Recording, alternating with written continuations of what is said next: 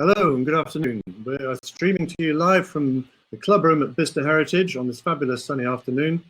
My name is Hugh Blaser, and since retiring from my law firm a couple of years ago, I've had the great pleasure of working with Matthew Battle, the founder and managing director of UK Property Forums, who are of course bringing this festival to you over the next couple of days. It's fantastic that with the help of these good people at Bicester Heritage, we've been able to put together this event, and thank you to everyone who signed up for this session and the others which are running over these 2 days. Now, I'm going to be chairing sessions on what are probably two of the most important issues confronting us today: where we live and how we travel. And as property is our thing, the aim of these, and indeed all our sessions really, is to discuss what we think are the most topical issues with a view to informing our property community and, who knows, help them get ahead of the curve when it comes to deciding what buildings and infrastructure will be needed. So our session today tackles the first of these issues: just what are our urban centres for? Even before COVID, the high street was on its knees, battered by changing retail habits, out-of-town stores, and the pressure of reducing congestion and pollution. It was getting harder to see where we were heading. With the World Economic Forum predicting that by 2050, 70% of the world's population will be living in cities, it's vital that we get them right. Is, for example, the 15-minute city the blueprint for all our settlements? And one of the few positives to have come out of the pandemic is people's appreciation of nature. How do we make our urban centres green, sustainable, and then rid them of pollution? What are the opportunities and threats of the planning law revolution, which the government seems to be rushing through, some might say with some indecent haste? Is the heritage of our cities and towns under threat? From the centrally located innovation districts the universities demand, and from the hopefully temporary collapse of the visitor economy, from lack of funding from central and local government? And last but not least, what are the opportunities for our property community? If they had a crystal ball, what would they see? But the challenge we set our experts today is to identify and explain these changes that they see coming, to examine their context and to identify the support, both popular and governmental, for them. And so to our panel. Our panel comprises individuals whose organisations are rising to meet these challenges and providing some of the answers. I'm going to be asking each of our panellists to introduce themselves in a moment and then share their thoughts about this vital subject. That'll take about 20 to 25 minutes, which will leave us with plenty of time to put your questions to them. To do that, I'm sure you know this anyway, but I'll say it, you need to click on the chat icon on the top right-hand side of your screen, top right-hand corner of your screen. And you can do this at any time, and we'll pick the most penetrating and interesting questions you raise. Look out too for the polls that we're posting right next to the chat button. These have been designed in an attempt to get to the heart of the matters we're discussing, or at least some of them. And so to our introductions. I'm now going to turn my camera off, which will no doubt please everybody, and ask each of our panelists to turn their cameras on and then introduce themselves. And I'm starting with Olaide Obo, who is a Director of Partnerships at First Base. Over to you, Olaide.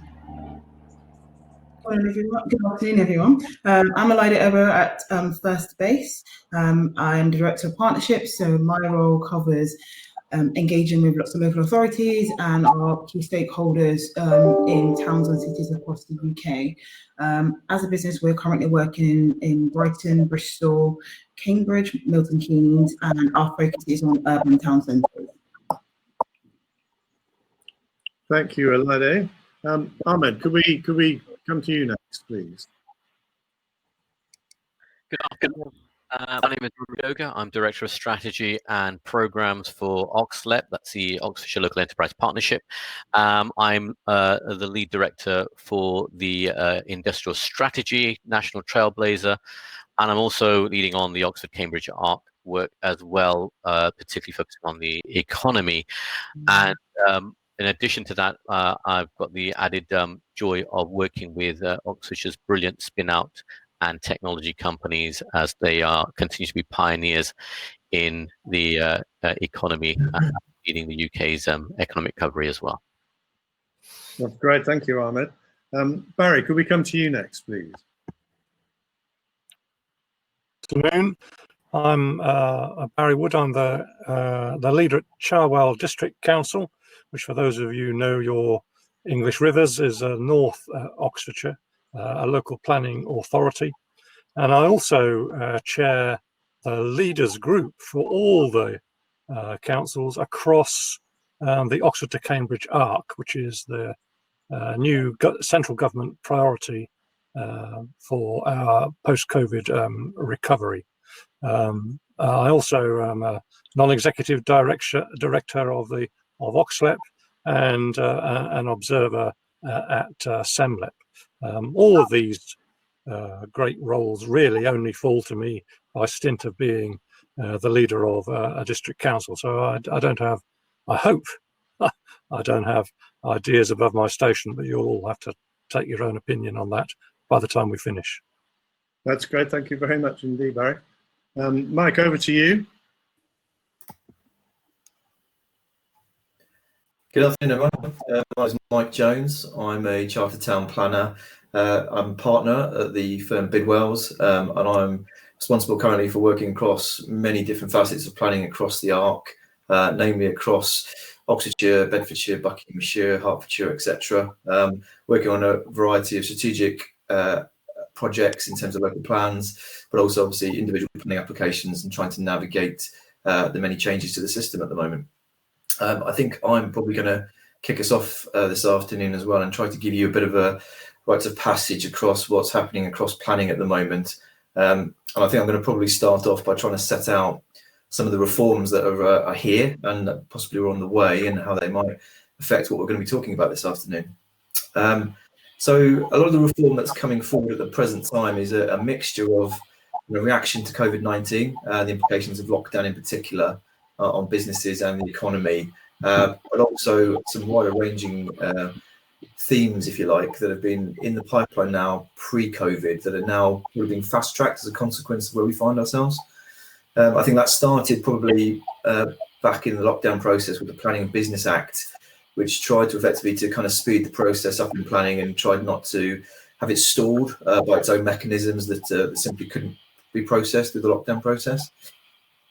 We then saw a raft of permitted development changes, for good or bad, however you feel about those are coming into force as well. And off the back of that, we saw probably the most radical, if you like, change to the system, which was the changes to the use class order. And I'll talk about that in a second, but ultimately off the back of that, we've then had the publication of the white paper, which effectively is setting out the potential planning form going ahead and is a live consultation now that will run into October. So there's an opportunity there to put your thoughts to the paper and try to influence that change as it might appear. And then there's a very supplementary then consultation in terms of planning reforms to the system as well, which are far more immediate. So there's been plenty to keep planners busy over the lockdown in terms of CPD at the moment, in terms of trying to anticipate and assess all of this information and feed it back to clients and deal with it on a day-to-day basis. I think the first thing I wanted to highlight really was the changes of use and the use class order, which hasn't really been changed other than permitted change between lawful uses since 1987. So I think it's pretty out of date, but it has been a staple of the planning system now for some time. The changes that came into force were quite radical and kind of grouped this together, effectively trying to kind of influence the high street and our town and urban centres to make them more robust and more flexible in terms of how they could change and develop when the economy was obviously going through a tough time. It's also seen, though, the protection of certain use classes as well that might be under threat and might be lost as a consequence of downturn in the economy. I think the most revolutionary of all is the new business, commercial and service use class, or Class E, as everyone has labelled it. And effectively, it is quite revolutionary in the sense that it clusters together the types of uses that you would commonly expect to see in town and city centres, such as offices, retail, cafes, restaurants, gyms, nurseries, lots of uses that are quite complementary of each other in terms of mixed-use development. But have obviously previously been separated, and as a consequence, then the planning system has been charged, if you like, with being quite difficult in terms of allowing businesses to react and change and occupy premises quickly, certainly when the economy was in a difficult position. So off the back of the use class order, we've also then seen quite a radical reform set out in the white paper to the plan-led system. And that effectively has in some instances led to threats of an Australian zonal system being banded around. That's not necessarily what it's aiming to achieve, though. It's effectively looking at more of area designations. And in that sense, I think it's trying to simplify the planning system to enable far more engagement from the public and users into it. And in doing so, it's trying to assign 3 definitive areas, if you like, growth areas, which would be your spatial strategic areas for new settlements and urban infrastructure extensions, etc. Renewal areas, which is probably far more common to what we'll be discussing today, which is probably more like town centre regeneration and looking at trying to regenerate and rejuvenate centres and allow certain things to happen. And then there's protection areas, which doesn't necessarily cover just intrinsically heritage centres, if you like, in terms of urban centres, but it's more prohibitive to the green belt and areas of scientific interest, natural beauty, flood risk, etc. And then effectively what that will do will give you 3 definitive areas in planning system then to allow certain things to happen far more easier and more streamlined in the planning process, to try to avoid complex planning applications and delays in the system to enable delivery and occupation and use effectively. And that's through a number of different reams at the moment, but potentially development principle, which will allow you to have allocations defined as outline consents through the local plan process, but then also limiting aspects of kind of prior approval processes and design codes that will then help effectively, in theory, deliver things quicker. But there's no planning practice guidance out yet to define a lot of these changes. So a lot of them are in the air in terms of the open consultation, and the rest are now with us. Permitted development, changes to use class order, all live now. We're living those on a day-to-day basis, and there'll be a number of planning applications and appeals and discussions about how to implement and interpret those. And I'm sure effectively we'll get good guidance in due course to help us understand how those are going to be implemented. And then I think finally I just wanted to mention heritage, which is quite intrinsic to town and urban centres and how they're going to survive going forward. I don't think any of the changes so far would be too radical in the sense of design and implementation coming forward without due consideration to heritage. Most of it, for example, the changes to use class order are simply changing uses, not the fabric of buildings. So, alternative changes to facades and frontages, etc., will still be defined through a complex planning process, albeit that the new plan-led system might allow more kind of intrinsic design principles rather than subjective planning applications to feed into that. So that's a bit of a lot to go through in a short period of time, but that was my quick overview, hopefully, in terms of what's been going on in the last few months, and be interesting to see what we discuss going forward with the group. Thank you. Yeah, thanks very much, Mike. I think that sets the scene very nicely, actually, because we have panelists with experience not only of developing but also permitting developments in our regions.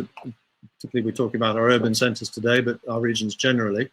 So I'd be quite interested to know what, based on the experience that you've had at Elide with First Base, perhaps we could put Elide up now. Is it possible for you to do that, please? Absolutely, thanks a lot, Mike. And I think what we've seen over the past few months in terms of those planning changes are really interesting. And I suppose from our perspective, there's lots in there that's a step in the right direction. But as a developer, you probably expect me to talk about the bricks and mortar and the physical buildings that we are bringing up the ground. But I think our starting point is always around people and how do people want to use spaces? How do people want to use their town centres? And I think over the past few years, what we have seen is this real desire to be closer to your local town centre. It's interesting that we all started to get excited about it once COVID happened, but actually this is a trend that's been happening for years. People are, we've been banging on about it for many years. Why do you want to sit on a packed train for 3 hours to get into a dense urban city centre when you can be closer to home, probably cycling, walking, or taking a bus into your regional town centre? And I think our approach, our whole business model is focused on how to regenerate and enable those regional town centres to have good quality workspace, but not just that, also homes, good quality leisure and retail, to really create a proper town centre, a place that people want to live in, people want to work in, people want to enjoy themselves in. I think for us, it's following what people want to do, and that's what we are excited about. And we're doing that in Bristol at the moment, in Brighton, and as I mentioned, in Cambridge, Milton Keynes, and Oxford.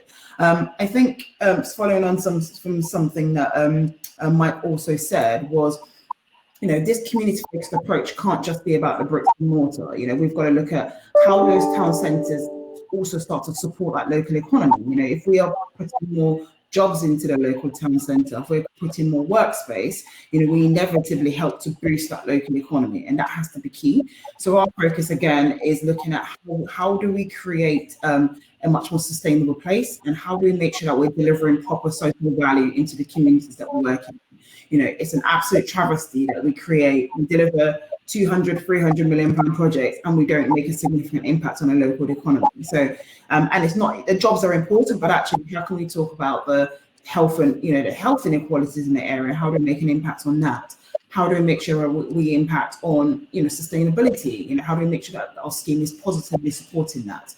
So I think from our perspective, it has to be a people-centered approach. Once we start with people, we can make better decisions about what those physical places become. That's really helpful, Elida. Thank you very much. And it leads on, Barry. We were going to come to you next anyway, but I infer in a way from what Elida is saying, and in a sense from the context that Mike has given us, that the Arc and the settlements across the Arc, whether they're the existing traditional settlements of Oxford and Cambridge, or the newer towns that are coming out of the, well, not coming out because they exist already, but towns like Bedford, St Albans, and so on. Surely this is the Arc and the activity and the wealth, indeed, which will flow from it, is going to provide an enormous opportunity for us to reimagine these town centres in a way that they haven't been in the past. Yes, possibly. I think that's, as it were, a commonly held belief that that's quite likely or possible, or an aspiration so to do.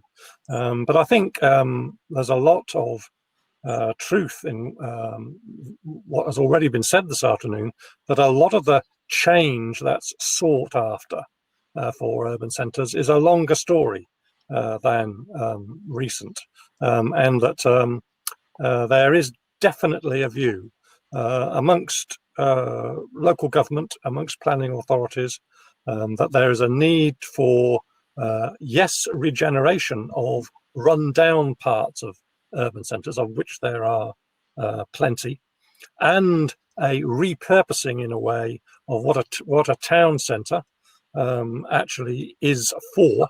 And then what I mean there is really that we need to shift away from, oh, it's where you go to do your shopping, isn't it? Well, answer maybe not so much anymore, and that actually they need to become two things at once, which may contradict each other. The first thing is they need to be a destination for their catchment, their natural economic catchment areas, and so that their people are enticed into a town centre in order basically to spend money, but not necessarily on retail. And so I'm talking really about leisure and culture and things of that nature, whereby you concentrate the reasons for visiting a place in that place, and you do it well. You can't have a destination that is de facto unattractive. So there's a lot of, in a way, regeneration, rebuilding has to go hand in hand, hand in glove with that. And then there's the other thing, is that town centres are very often transport hubs. That's very often where railway stations and bus stations are. And so that sometimes there's a clash. There's the place where you go to get out, not where the place you just go into. That's a clash. But I think you should be able to make those two things live in the same space quite adequately. There is, I think, this whole backdrop of property uses in town centres. I take the view, and I know many of my colleagues do, that probably the places that we call or zone or put lines around on maps as being urban centres are in fact too big now, and that we need to squeeze them in, draw the red line closer, and in that way make them more vital and multi-purpose, and able for them to be in a way dynamic and change with the times, so on and so forth. But you don't know if it's all spread out too far, such that in a way you have gaps and rough-looking spaces, and doesn't quite fit. So what do we do with those edge parts then? And the thought process there as well, that needs to revert back to being largely residential. That has an impact for the people who own those properties and what their value is. So that's not so hard, not so easy to manage. But that, I think, definitely is part of the future aspiration.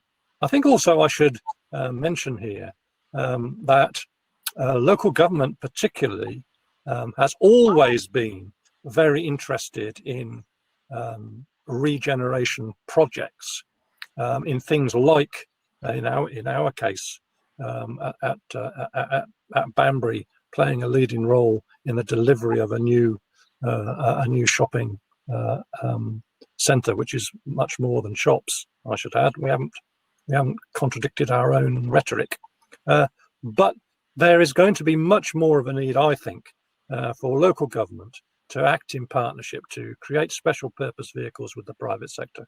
I think there's going to be a need for much more partnership working, much more collaborative approach, and that in the end is what the ARC leaders group is all about. So we want to work together, especially with central government, and that's part of the mission. Very happy to answer questions on those things later if you want me to. I think we'll leave it at that point there, Barry. If we know, I think, Elidie, we'll definitely come back to you, because I thought it was music to your ears that local authorities want to work more closely with private companies. But perhaps we can come back to that in a minute, because I'd like to go to Ahmed now. Ahmed, as you know, works for the Oxfordshire LEP and is engaged in particular with the industrial strategy, which the Local Enterprise Partnership published a year or two ago, I think it was, Ahmed. It was jointly published with government last year, and an investment plan, the Oxfordshire Investment Plan, was published at the start of this month, which sets out an ambitious £4.3 billion programme to take forward the Oxfordshire economy on a global stage, competing with other innovation eco-hubs. So is this responsive to the activity levels that have been perceived in Oxfordshire, or is it more to drive the activity levels to even greater height? Well, I think this is really revealing discussion, because it's also is a combination between the old and the new in many respects.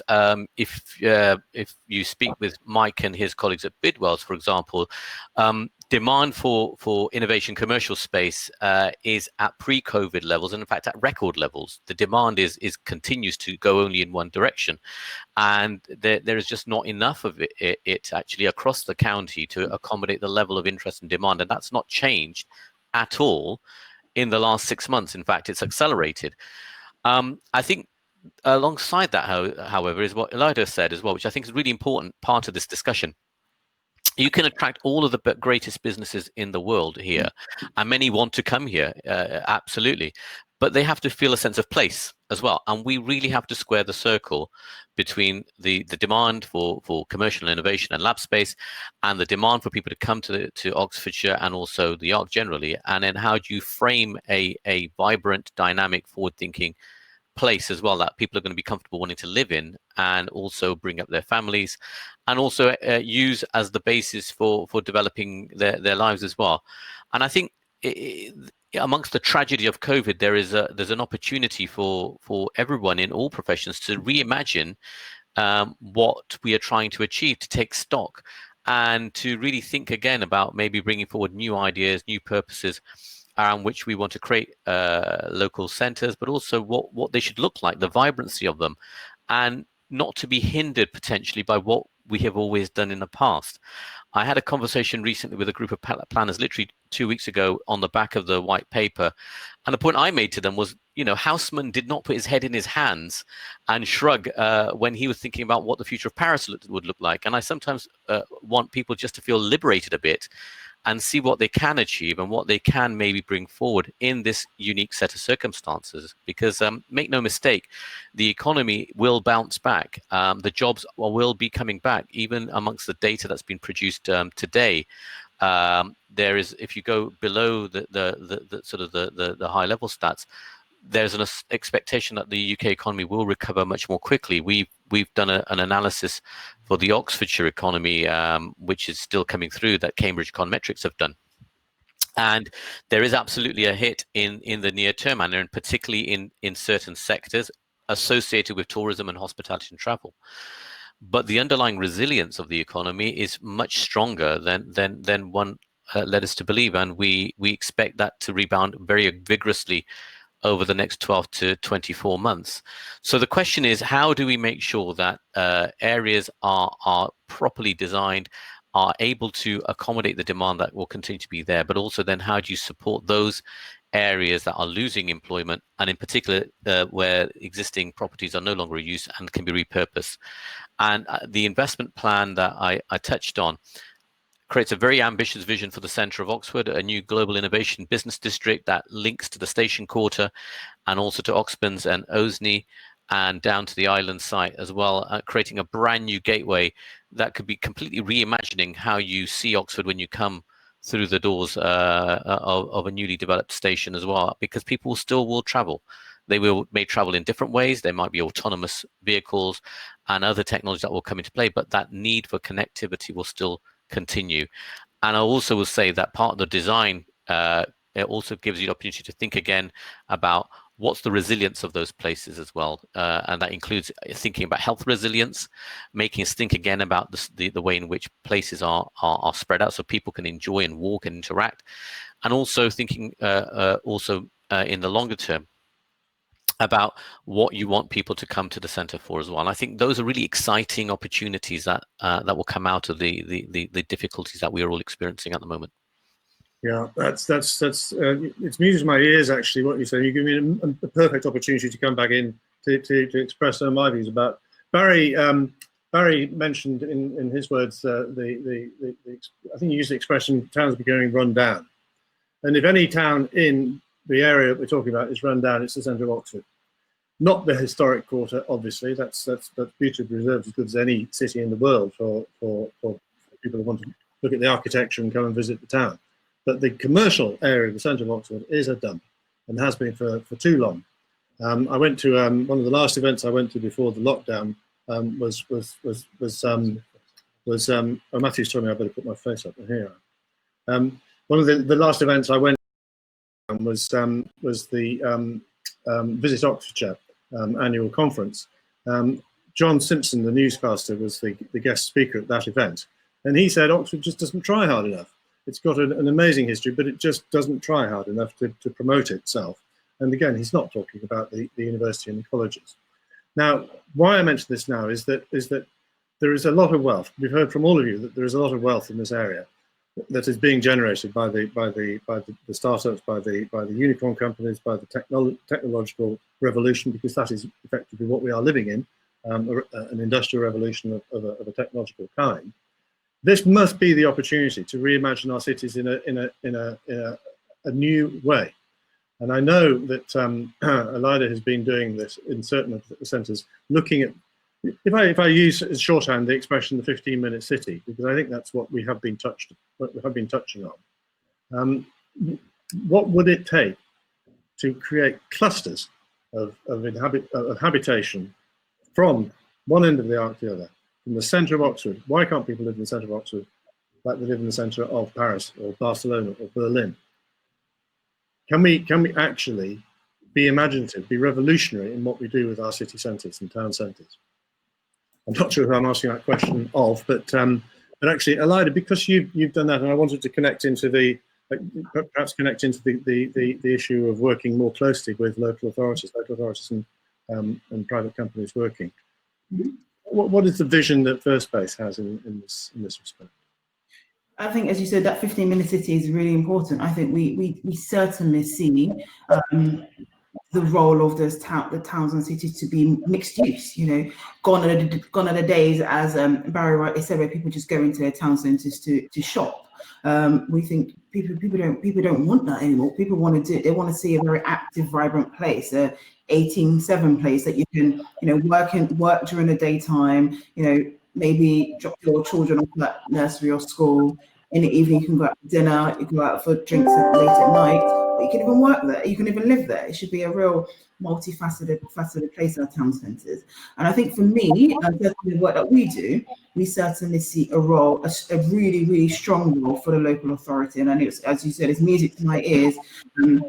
That Barry supports that. We think, you know, having a really strong vision from a local authority for what they want their town centre to be has to be key. You know, we've worked with local authorities that have that vision, that are visionary in that aspect, and have gone as far as, you know, they've driven a master plan, working with private sector partners to look at what should this place do, you know, in 5, 10, 15 years, and how can we start to create that in terms of looking at different opportunities across the. And as I said, it's for us, it starts with people. You know, the physical bricks and mortar are important, but actually, if we think about how are people working now, how are people living now, what types of spaces do people want to occupy?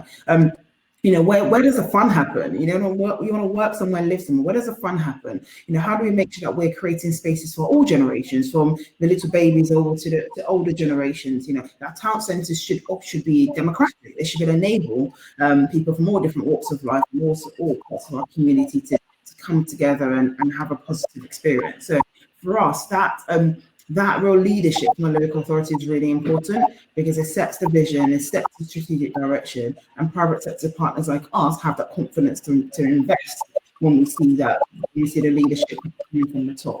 And I think for us, it can only be done in partnership. You know, local authorities shouldn't be trying to do that on their own, and private sector partners shouldn't be trying to do that on their own. We should be working together, whether it's in a formal joint venture or an informal partnership. It's about making sure that we're all aligned and we're on the same page about what we want the town centre to do.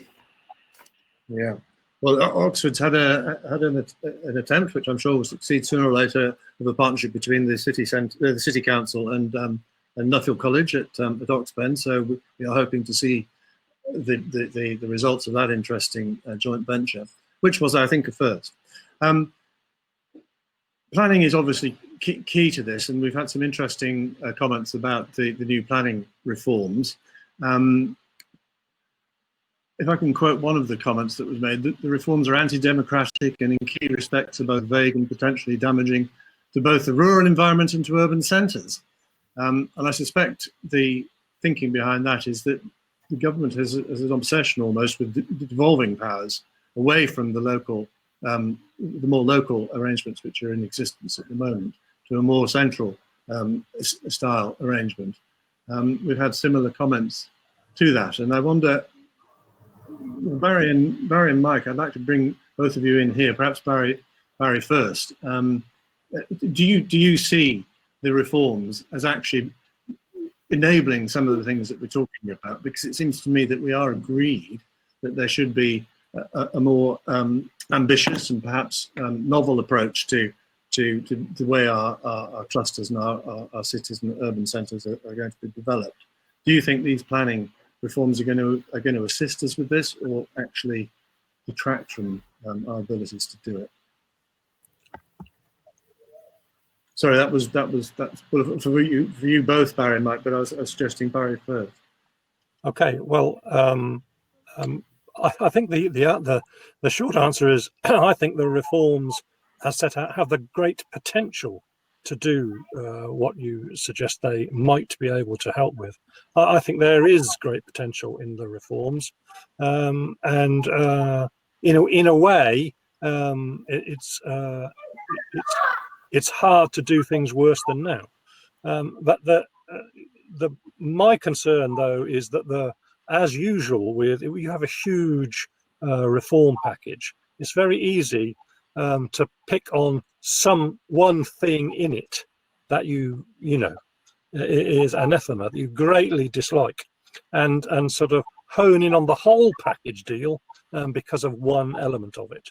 And there are 2 or 3 things in the planning reforms that really rattle the cages of my colleagues in local government. And the main one of which is we in the centre have developed an algorithm which will tell you how many houses you need to build in your area. And it's like, you know, oh dear, algorithm, and then different people say, it's all right, we've worked out, we've guessed what those numbers are going to be. And guess what, you know, you get to have to build many more houses than at first you thought. And so the whole of the benefits of the planning reform system sort of begin to disappear before your eyes because of 1 or 2 things that rattle the cages. So I'm very hopeful that the consultation will be able to protect the positive aspects of these reforms, and I think the potential is great. Mike, can we get your view on that? And well, maybe not your view, but the views of your clients and colleagues as to how they see the planning reform. Yeah, sure. Well, I mean, I hate to be overtly positive. I share the creativity and the positivity of the panel, really, in the sense of the optimism that is the potential of this. And I think Barry's quite right that, you know, the reforms do have plenty to be excited about, and I think that could work. I mean, there's always balance in these aspects, and there's always going to be impacts and enhancements that come out of these, and it's all about how those are equally balanced. There is obviously a judicial review challenge in the High Court at the moment about planning reforms, and it will go through the legal process to see if it survives. Ultimately, though, I think if you go to each facet of the planning reform, one thing that COVID has done is jump the planning system forward into the future in terms of use of technology. One of the biggest problems planning faces, I think, and one of the biggest challenges the ARC will face as we go forward is engaging with the people, which I think a lot of the panelists have already talked about. It's about people that inhabit the spaces, and, you know, it's their voice.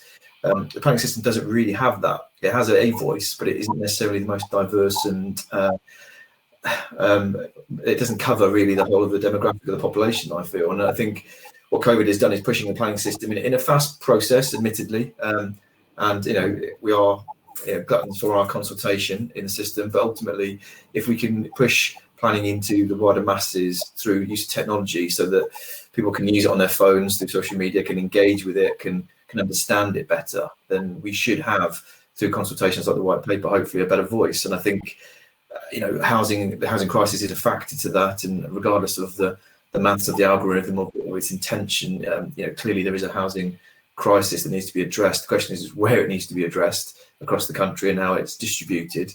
But those are all factors, hopefully, that will come into play. And I think ultimately, going back to the opportunities for the white paper, and certainly in terms of the ARC, is, you know, a spatial plan for the ARC across the authorities that it covers, and the innovation and the business and the creativity that sits there is pretty quite exciting under a new system. Certainly as a you know, for growth and renewal areas, but similarly also trying to protect the environment at the same time. So the proof will be in the pudding, and the devil's always in that detail, and we've yet to see how that will come together. But you know, it would be nice to be able to pick up on the positives and try to drive forward change for the better, rather than dwell on some of the negatives possibly.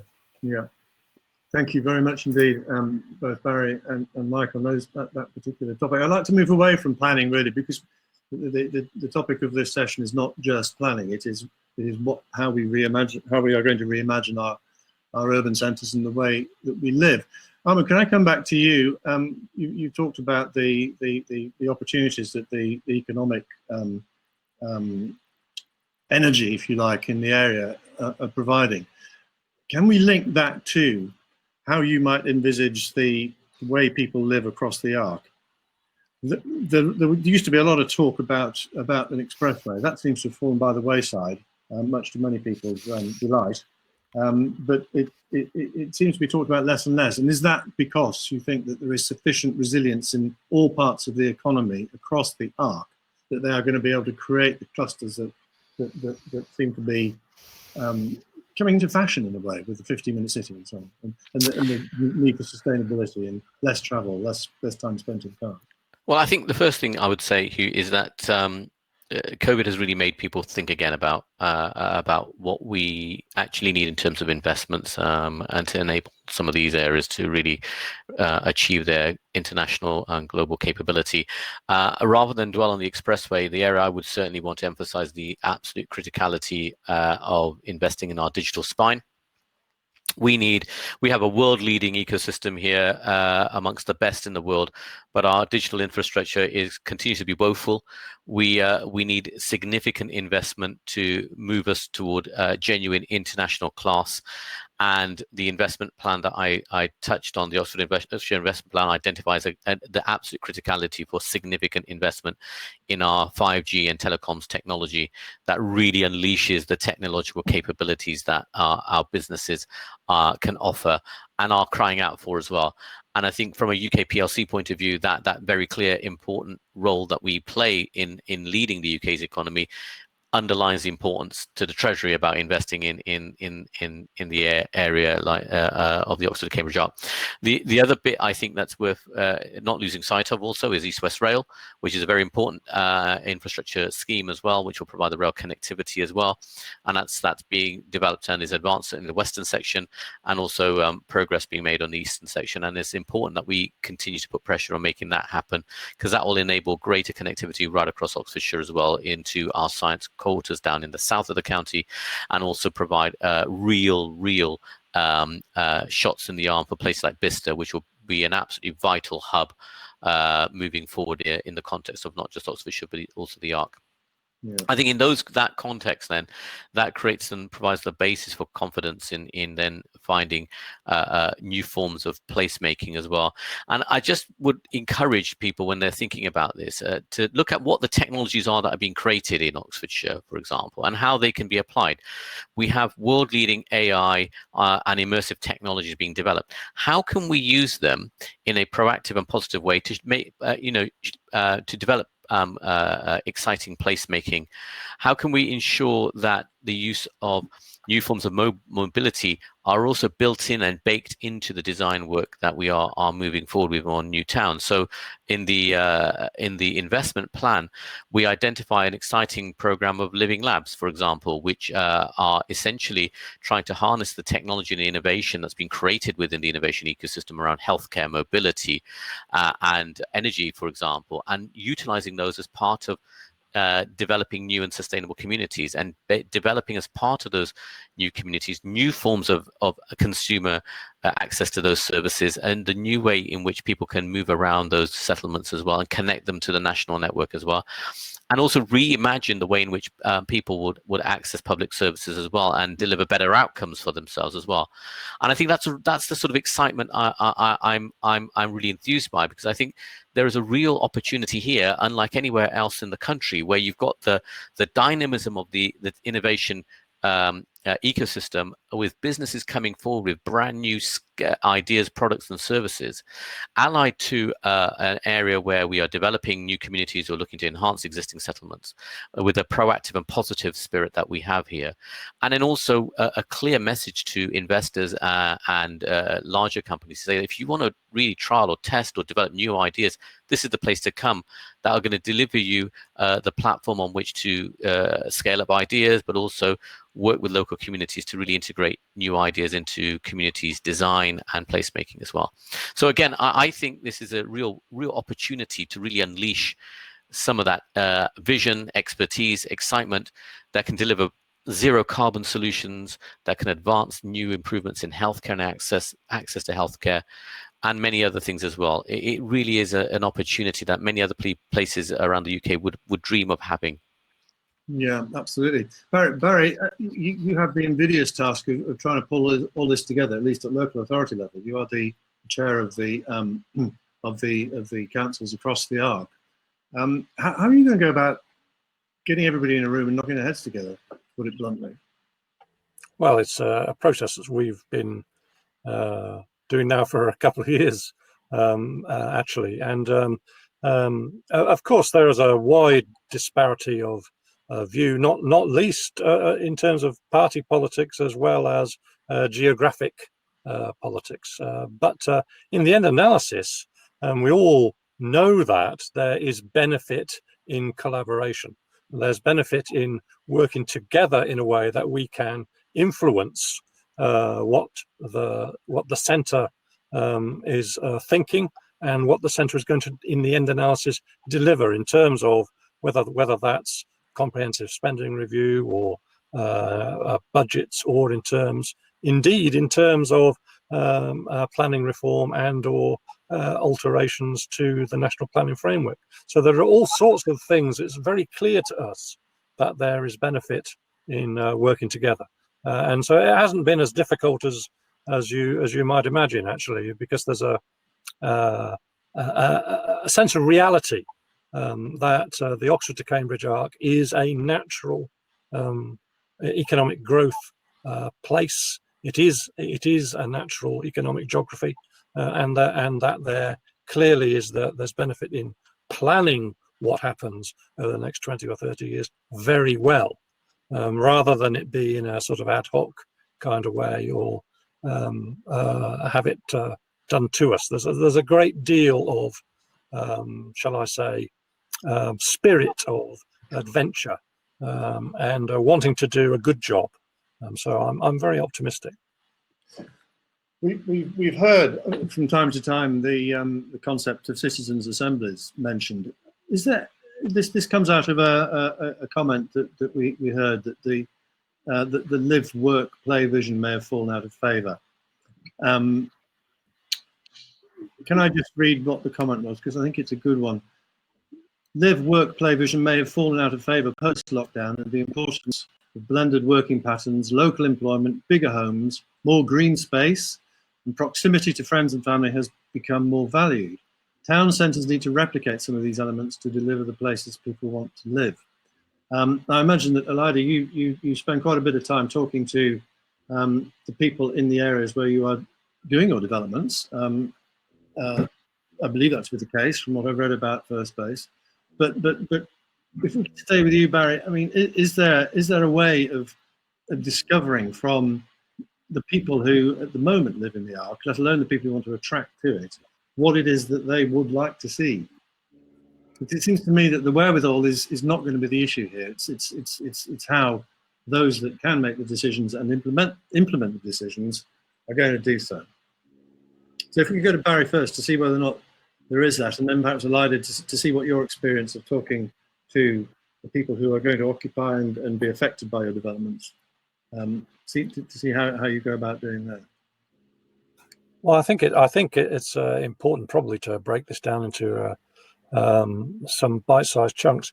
Firstly, of course, local planning authorities already have a statutory duty to consult a number of times in the plan making process, and do that enthusiastically, and I think do that reasonably well, given what a complex field it actually is. And that's overlaid with this veneer of local democracy through people like me.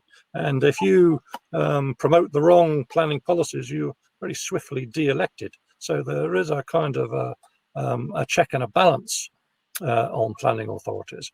But you are right, though, to infer that across the arc, there's going to be a clearly identified need, actually, to really communicate well, and the phrase that we use rather than consult is engage with our current population, because over what could come, what is likely to come, and what the preferences are.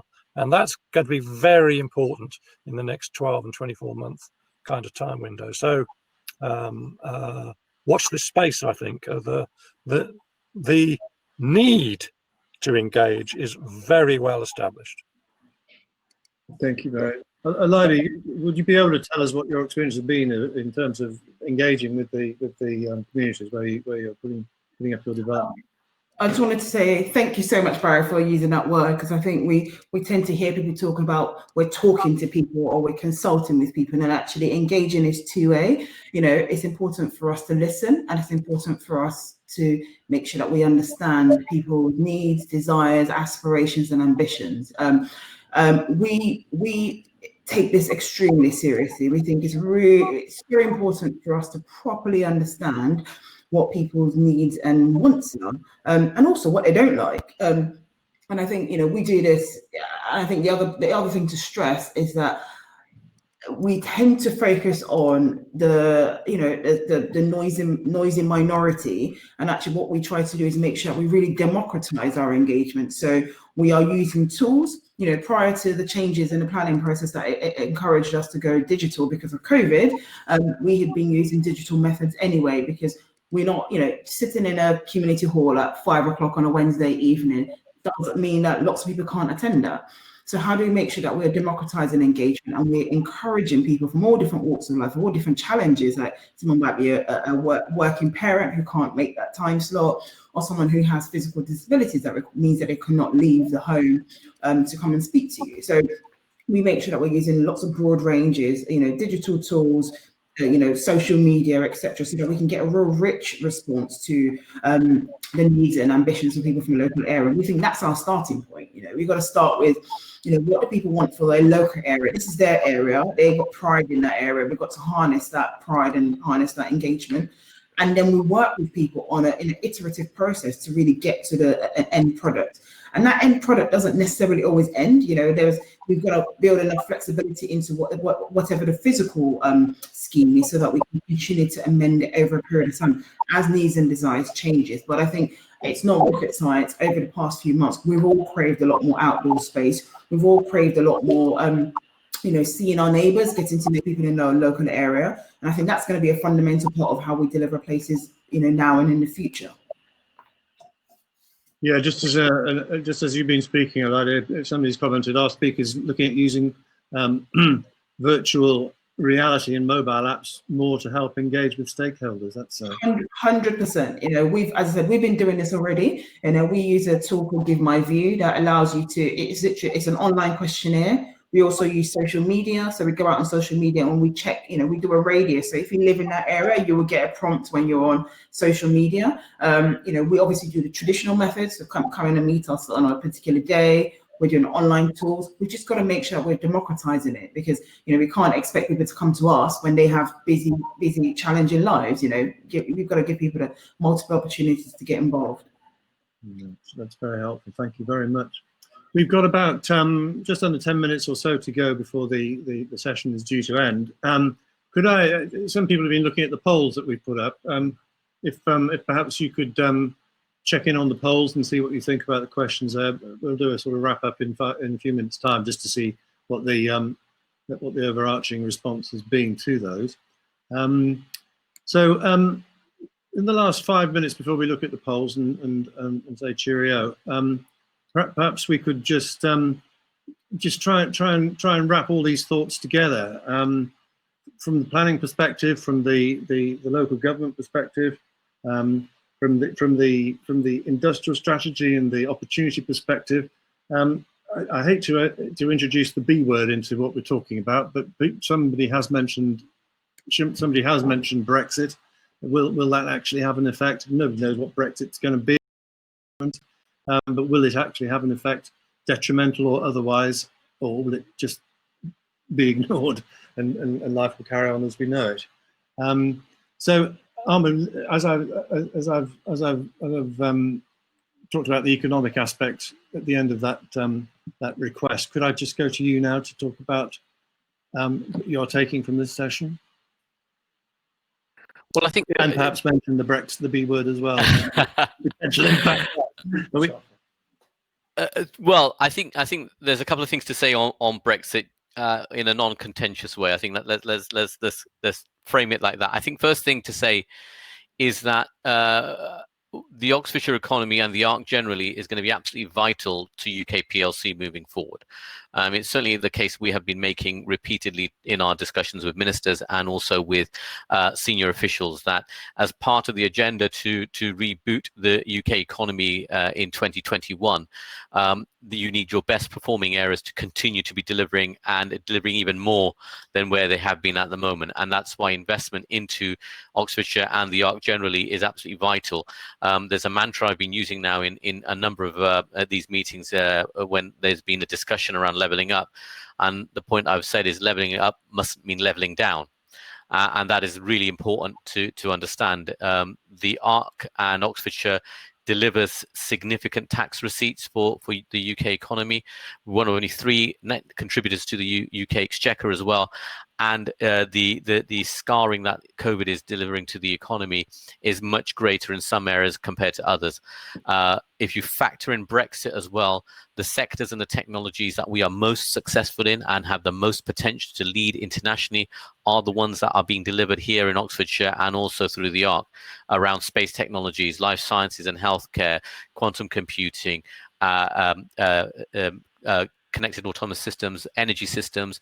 The technology-based economy is what's going to deliver significant return to the economy, and that's why investment here is vital.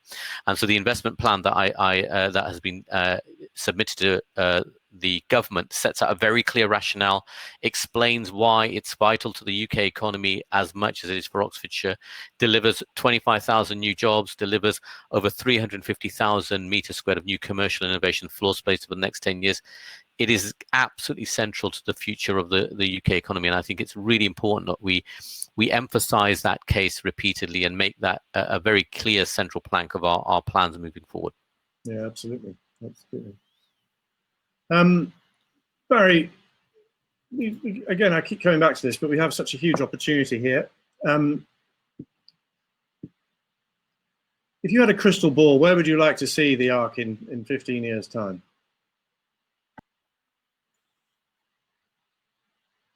I'm thinking more along the terms of the settlement, in terms of the settlements along the ARC. The short answer is a substantive way down the road to a well-planned and properly designed, high-quality living spaces that protect the environment and protect heritage and are welcome by current residents as well as the new ones. That's a big ask, that's a big ambition. But I think it's achievable, I think it's realistic, and I think that there are ways that the partners working together can move a long way down that vision. It might not necessarily be on time, it might not necessarily be perfect, but the worst thing you can do is nothing. The worst thing you can do is leave it to ad hocery. And so that is, that's what I think is going to be achieved. Don't forget the ARC project runs right out to 2050. So what we do in the early days, how we set the vision and set the standards is going to be very important. Thank you very much, Barry. Very quickly, we've only got a couple of minutes left. Elida, I imagine that's music to your ears. No need to respond to that because I'm sure it is music to your ears, the idea of collaboration with the councils, not just for the sake of the business of First Place, but also for the development that's going to be generated by it. I think, Mike, you see opportunities here for your clients, the developers among your clients, the combination of the wealth that's being generated, the planning reforms which may or may not facilitate it. We hope that they will. I'm sorry we're not going to have to bring you in here, but I'd just like to go to the polls, just to run through them very quickly in the last couple of minutes that we've got. If you were thinking about going to live in a town city, what key features would you want? And the biggest response is for green spaces. So build your parks around your buildings, folks, or put your buildings in parks. Do you think government's current planning forms would be a success? Not sure. That's a little more ambivalent than the answer this morning, where in a similar poll there was a lot of doubt as to whether or not they were a good idea. Would you live in a town city and work there? Maybe that's not so helpful.